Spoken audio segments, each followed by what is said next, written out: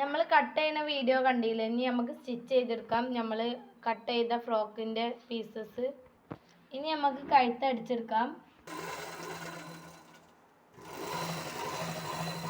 നമ്മൾ 2 കഴുത്തും അടിച്ച് കഴിഞ്ഞ് ഇനി നമ്മൾക്ക് ഷോൾഡർ കൂട്ടാം.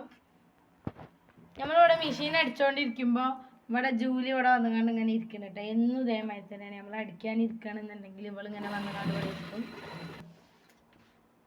കഴുത്തടിച്ച് കഴിഞ്ഞേക്കണേ.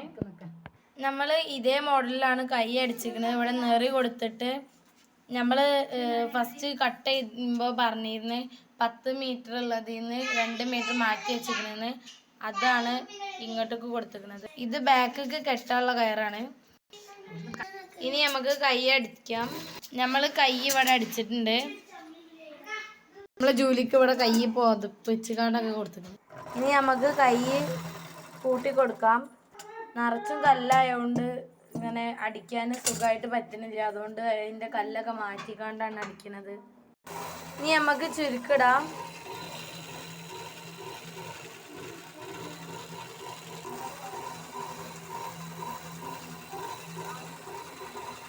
ഇതാണ് നമ്മൾ ചുരുക്കിട്ട് കഴിഞ്ഞിട്ടുള്ള ലാസ്റ്റ് ഫൈനൽ ലുക്ക്. മുകളിലത്തെ ഭാഗം കഴിഞ്ഞ് ഇനി അടിഭാഗത്തേക്ക് ചെറുതായിട്ട് ഇങ്ങനെ കുഞ്ഞിതാക്കിയിട്ട് ചുരുക്കിട്ട് കൊടുക്കുകയാണ്. ഇത് മൊത്തം അതിൽ അടിഭാഗത്തേക്ക് പോകാനുള്ള നെറ്റ് തുണിയാണ്. നേരത്തെ കണ്ട ഫില്ലർ ഇതിൻ്റെ ഏറ്റവും അടിഭാഗത്തേക്ക് വെച്ച് കൊടുക്കുക. ഇത് ഞങ്ങൾ 2 ലെയറായിട്ടാണ് വെക്കുന്നത്. ഇപ്പം ലൈനിങ് ഒക്കെ വെച്ച് അതിൻ്റെ സൈഡ് ഭാഗമൊക്കെ കൂട്ടി ഇത് 2 ലെയറായിട്ടാണ് ഞങ്ങൾ വെച്ചിരിക്കുന്നത്. അങ്ങനെ അടിച്ച് കഴിഞ്ഞ് ഇതിൻ്റെ ഫൈനൽ ലുക്ക് കാണാം. അപ്പോൾ നമുക്ക് ഫൈനൽ ലുക്ക് കാണാം.